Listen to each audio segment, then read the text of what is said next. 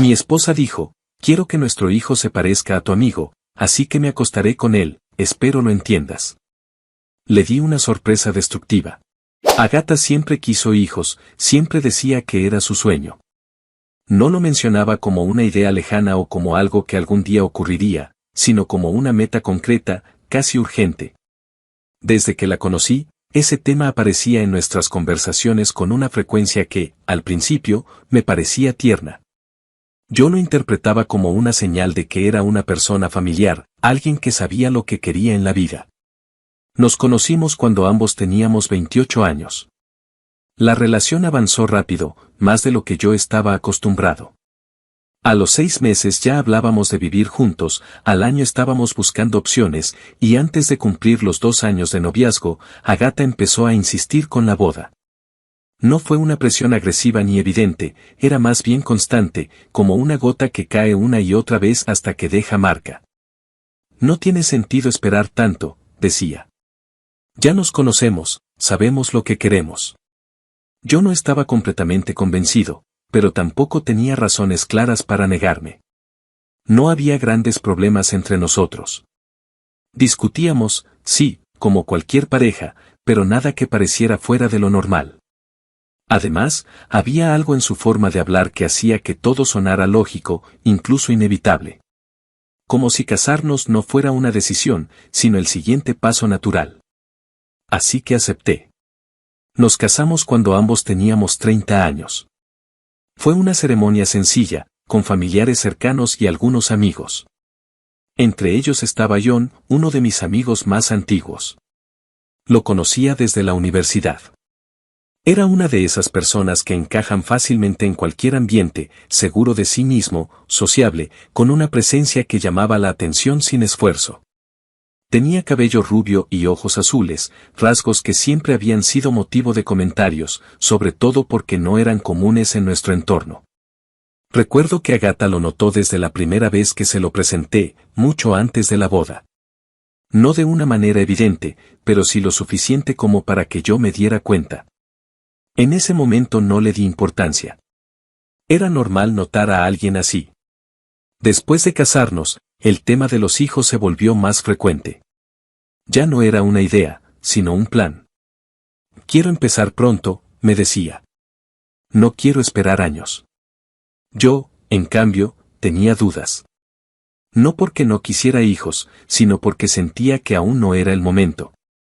Quería estabilidad económica, más tiempo para adaptarnos como pareja casada, entender mejor nuestra dinámica.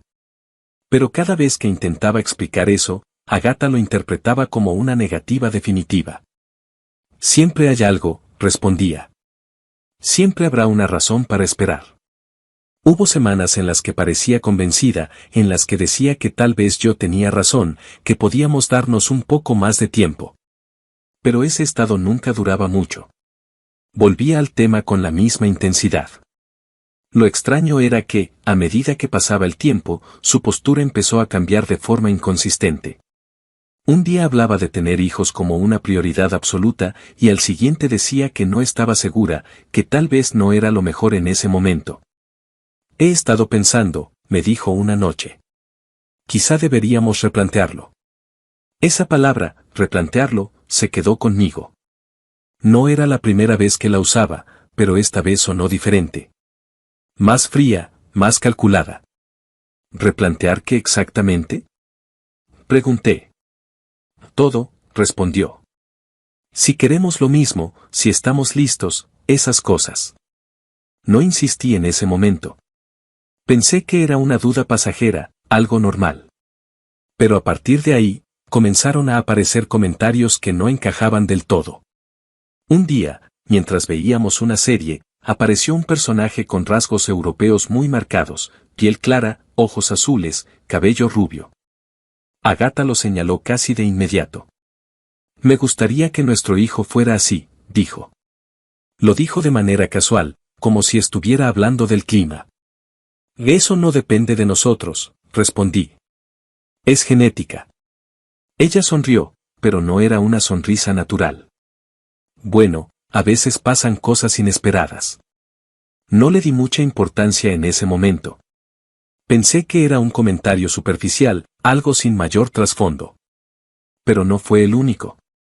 Con el tiempo, empezó a repetir ideas similares. Hablaba de características físicas específicas, piel clara, ojos azules, ciertos rasgos faciales. Siempre lo mencionaba como una preferencia, nunca como una exigencia, pero la insistencia era constante. Sería bueno para él, decía. Tendría más oportunidades. Esa frase fue la que realmente me hizo detenerme. ¿Más oportunidades por cómo se vea? Pregunté. No finjas que eso no importa, respondió. Sabes perfectamente cómo funciona el mundo. No supe qué decir en ese momento. No porque estuviera de acuerdo, sino porque me sorprendió la frialdad con la que lo dijo. No era una opinión improvisada, era algo que claramente había pensado antes. A partir de ahí, empecé a notar más cosas. Pequeños detalles que antes había pasado por alto.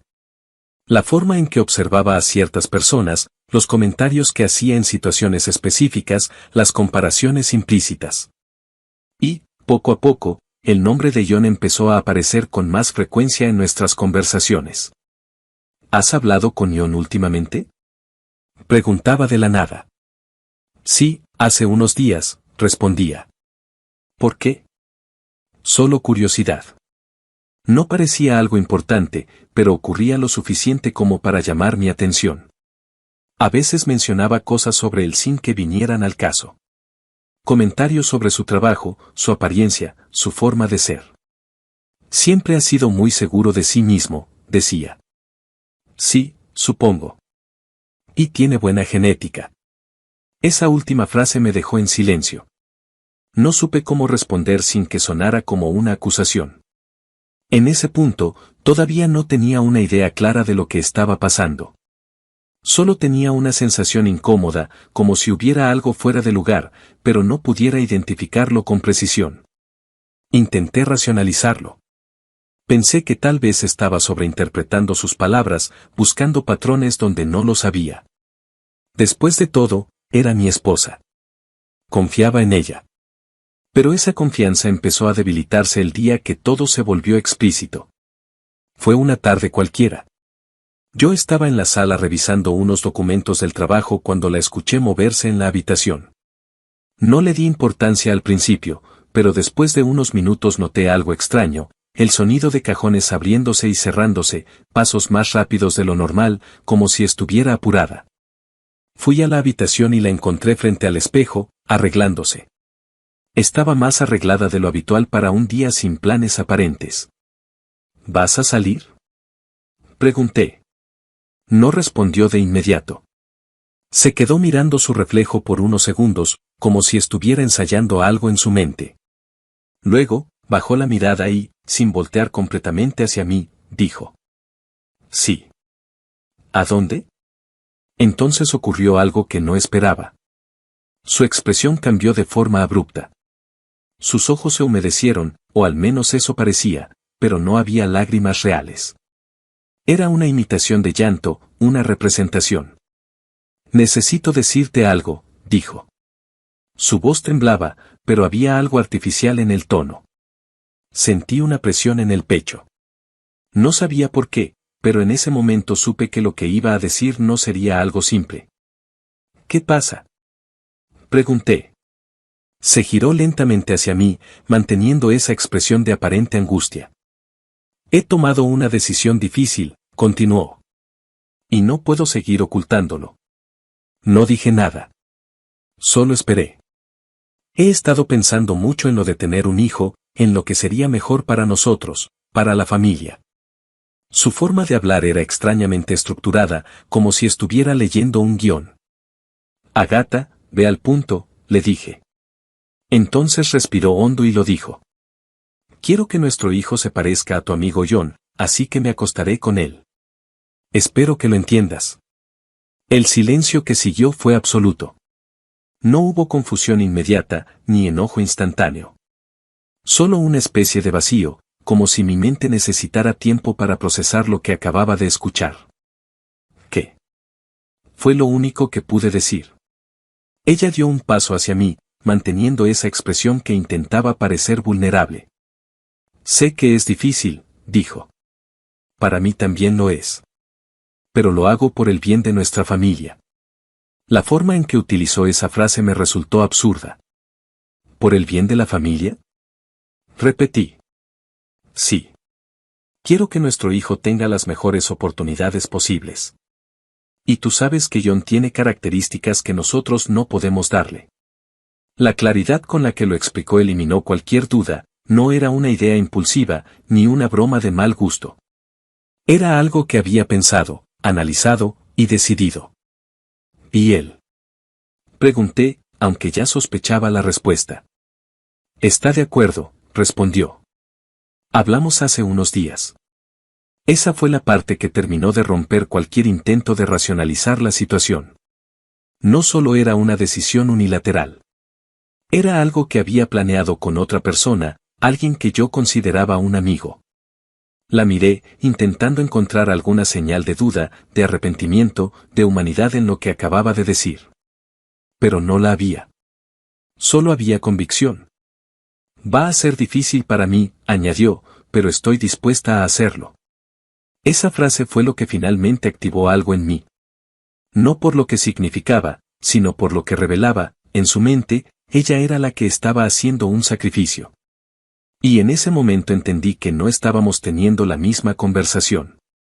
Respiré hondo, bajé la mirada unos segundos y luego asentí lentamente. Está bien, dije. Agatha parpadeó, como si no esperara una respuesta tan rápida. Luego, su expresión cambió. La tensión en su rostro desapareció y fue reemplazada por algo que parecía alivio, incluso satisfacción. ¿En serio? Preguntó. Sí, respondí, manteniendo el tono lo más neutro posible. Si eso es lo que crees que es mejor. No terminé la frase. No hacía falta. Ella dio un paso hacia mí y me abrazó con fuerza. Sabía que lo entenderías, dijo. Por eso te amo.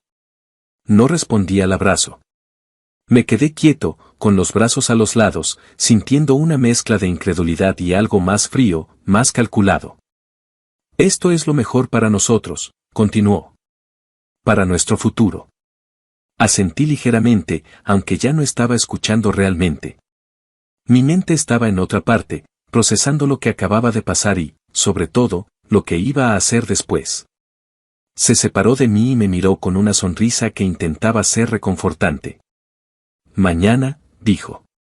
Cuando vuelva, quiero compensarte. Fruncí ligeramente el ceño. ¿Compensarme? Sí, respondió, acercándose un poco más. Te voy a dar el mejor sexo de tu vida. Para que te sientas mejor con todo esto. La forma en que lo dijo fue lo suficientemente clara sin necesidad de detalles. No había cariño en esa oferta, solo una especie de transacción emocional. ¿Dónde va a pasar eso con John? Pregunté. En un motel, respondió sin dudar. No puede ser en la casa de John. ¿Por qué? Porque está casado, dijo, como si fuera lo más obvio del mundo. Ese detalle terminó de cerrar el cuadro completo. No solo estaba dispuesta a hacer lo que había planteado, sino que además estaba completamente consciente de la situación de él, y no le importaba. Asentí una vez más. Entiendo. Ella sonrió, satisfecha. Gracias por comprender, dijo. No respondí. Unos minutos después, terminó de arreglarse, tomó sus cosas y salió de la casa como si nada fuera fuera de lo normal. Como si no acabara de destruir por completo cualquier concepto de matrimonio que yo tenía. Esperé a que la puerta se cerrara. Y en cuanto escuché el sonido del seguro, saqué mi teléfono. No dudé ni un segundo en a quién llamar. Roberto. Contestó al tercer tono. ¿Qué pasó? Necesito que vengas, le dije. Hubo un breve silencio al otro lado de la línea. ¿Todo bien? No, respondí. Para nada. Eso fue suficiente. Voy para allá, dijo. No te muevas. Colgó. Aproximadamente 20 minutos después, escuché su camioneta detenerse afuera. Roberto siempre fue directo, incluso en la forma de llegar a los lugares. Bajó, cerró la puerta con fuerza y tocó una sola vez antes de entrar. ¿Qué pasó?, preguntó apenas cruzó la puerta. No perdí tiempo. Le conté todo. Desde la conversación, hasta la forma en que Agatha lo había planteado, incluyendo el hecho de que John ya estaba involucrado. A medida que hablaba, la expresión de Roberto cambiaba. Primero incredulidad, luego molestia, y finalmente algo mucho más directo. Dios, dijo, pasando una mano por su cara. Con todo respeto, ¿de qué veterinaria sacaste a esa perra? No respondí. Esto suena, hizo una pausa. Esto suena surrealista. Como si alguien lo hubiera inventado. Negó con la cabeza. Esa tipa ha visto demasiado Nope. Se quedó en silencio un segundo, apretando la mandíbula. Ese maldito, continuó. ¿Cómo se atreve? Es nuestro amigo. Era, lo corregí. Roberto me miró. Sí. Era. Me recargué en la mesa, sintiendo el cansancio caer de golpe. La voy a dejar, dije. No hubo duda en mi voz. Roberto soltó una risa breve, sin humor. Claro que la vas a dejar, respondió. Eso ni se pregunta. La cosa es, ¿cómo? No respondí de inmediato. Pensaba empacar mis cosas, e irme, dije finalmente. No terminé la frase porque Roberto me interrumpió de inmediato. ¿Qué dijiste? Lo miré. ¿Qué me voy a ir? No, respondió. Eso no va a pasar.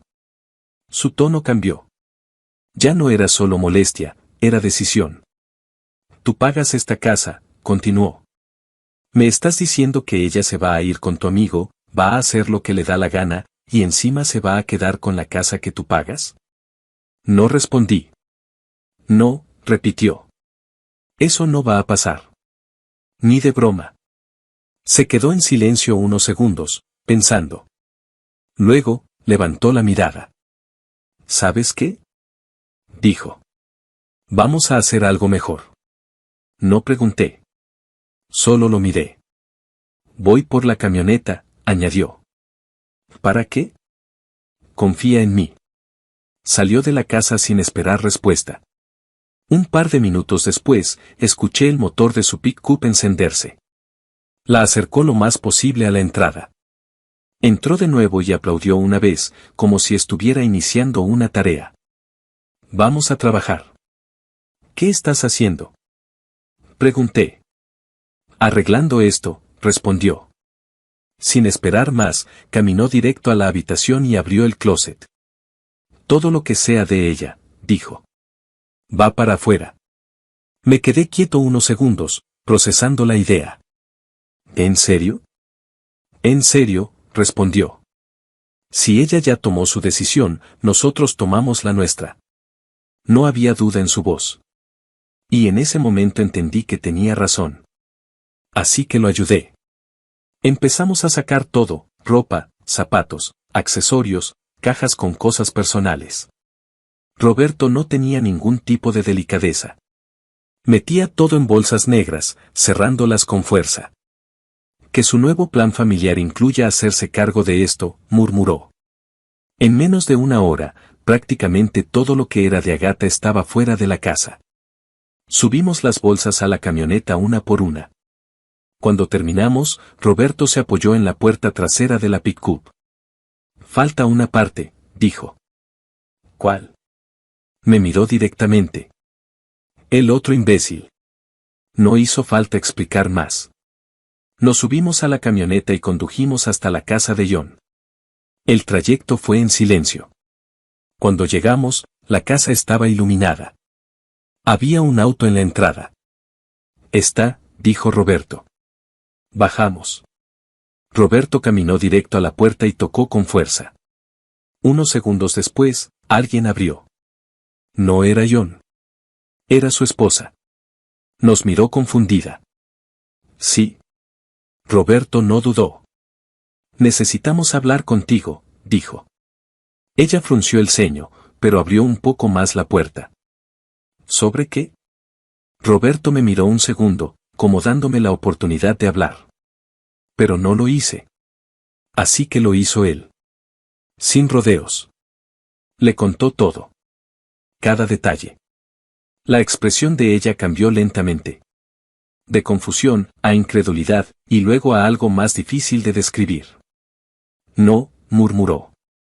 Eso no tiene sentido. Ojalá no lo tuviera, respondió Roberto. El silencio que siguió fue pesado. Ella bajó la mirada, claramente afectada. ¿Estás seguro? Preguntó finalmente. Asentí. Completamente. No hubo más preguntas. Solo una decisión. Entonces, dijo, respirando hondo. Yo también voy a hacer algo. Nos miró a ambos. Entren. Entramos. Y en cuestión de minutos, estábamos haciendo exactamente lo mismo que en mi casa. Sacando todo lo que era de John. Ropa, objetos personales, todo. Roberto trabajaba con la misma energía que antes. Que se hagan cargo entre ellos, dijo mientras cargaba otra bolsa. La esposa de John no lloraba abiertamente, pero su silencio decía más que cualquier otra cosa. Y así, en menos de una hora, la camioneta estaba llena otra vez. Pero esta vez, no solo con las cosas de Agatha, sino también con las de John. Roberto cerró la puerta de la camioneta de un golpe seco y se quedó unos segundos mirando todo lo que habíamos cargado. Luego sonrió, pero no era una sonrisa normal, era esa clase de sonrisa que aparece cuando alguien ya tomó una decisión y no piensa retroceder. Ya sé a dónde llevar todo esto, dijo. Lo miré. ¿A dónde? Se giró hacia mí, con una tranquilidad que contrastaba con todo lo que acababa de pasar. Al basurero. No respondió de inmediato. Solo asentí lentamente. En ese punto, ya no estaba pensando en recuperar nada ni en discutir más. Todo había cruzado una línea que no tenía regreso. Saqué mi teléfono.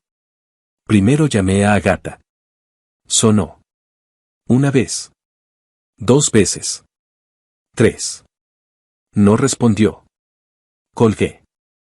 Luego marqué a John. Misma historia.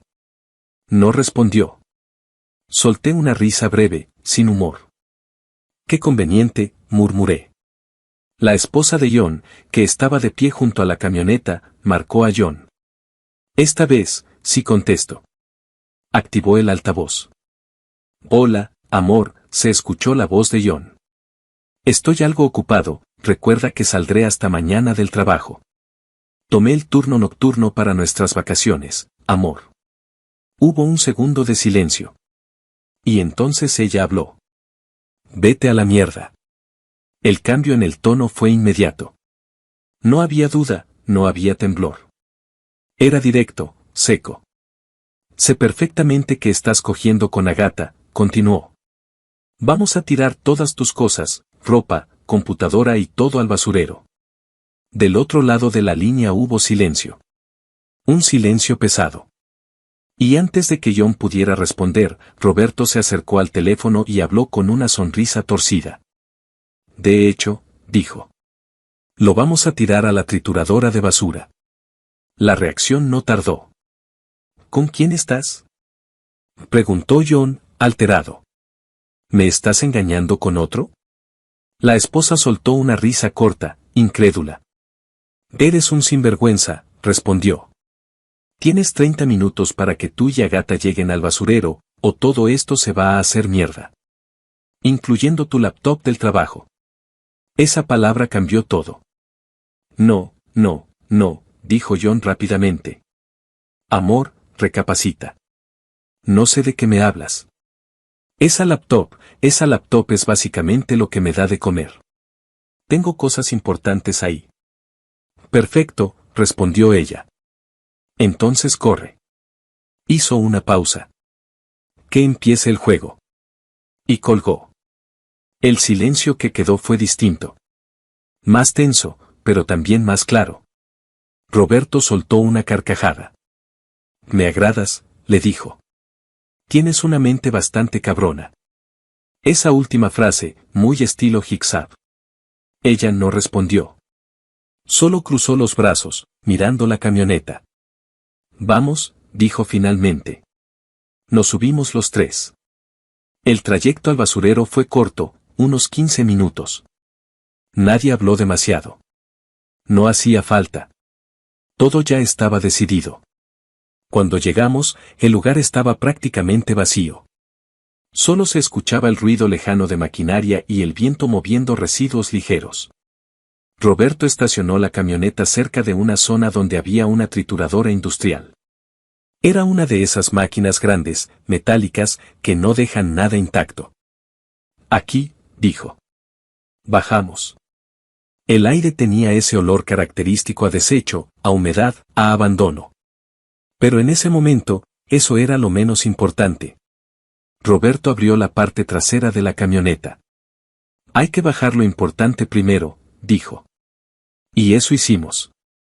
Entre los tres, empezamos a separar las cosas más valiosas, laptops, documentos, objetos personales que claramente tenían peso económico o sentimental. No para salvarlos, sino para asegurarnos de que fueran lo primero en desaparecer. Roberto tomó una de las laptops. ¿Esta de quién es? De Agatha, respondí. Perfecto. La colocó cerca del borde de la trituradora. La de John la puso al lado. Estas van primero, añadió. Pasaron unos minutos más. Y entonces, vimos luces a lo lejos. Un auto acercándose a toda velocidad. Ya llegaron, dijo Roberto.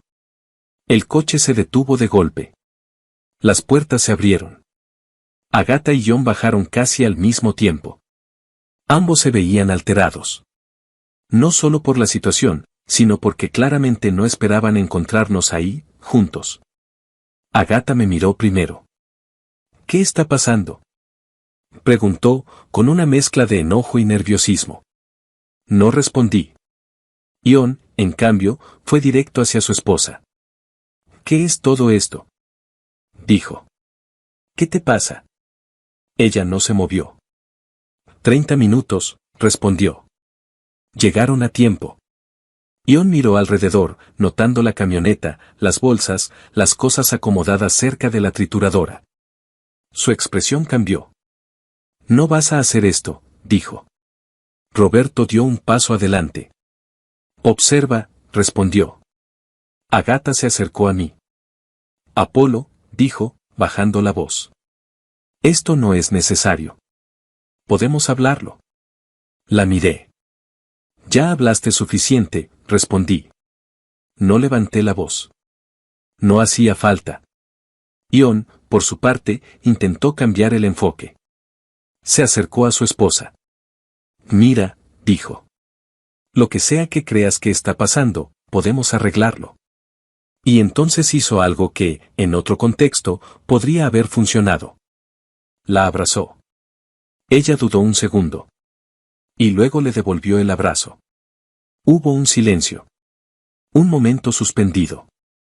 John cerró los ojos, como si eso fuera suficiente para borrar lo que había hecho. Te juro que no te vas a arrepentir de darme esta oportunidad, dijo. Se separaron. Y en ese instante, ella lo miró directamente a los ojos. Sin emoción.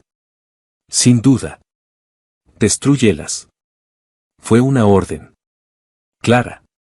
Directa. Definitiva. Roberto sonrió.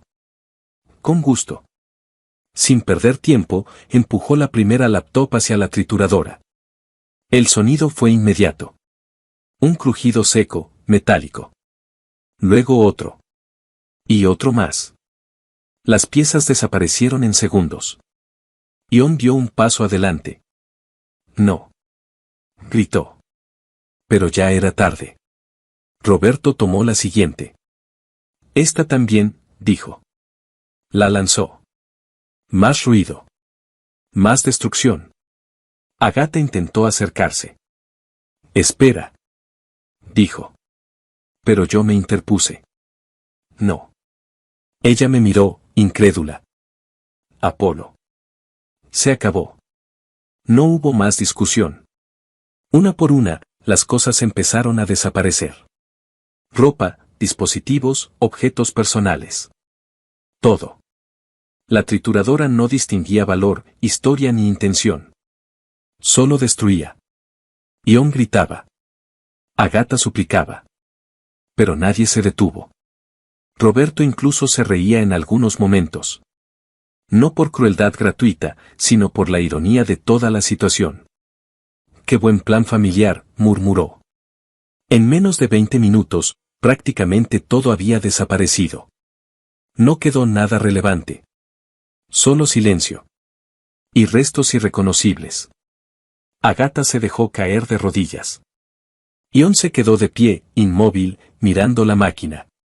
Su esposa simplemente observaba. Sin lágrimas. Sin arrepentimiento. Solo decisión. Yo respiré hondo. Y en ese momento, lo entendí completamente. No había vuelta atrás. No había reconstrucción posible. Voy a iniciar el divorcio, dije. No miré a Agatha. No era necesario. Yo también, dijo la esposa de Ion. Y así, en ese lugar, rodeados de basura y restos de lo que alguna vez fueron nuestras vidas, todo terminó. Sin gritos finales. Sin reconciliaciones. Solo decisiones. Y consecuencias.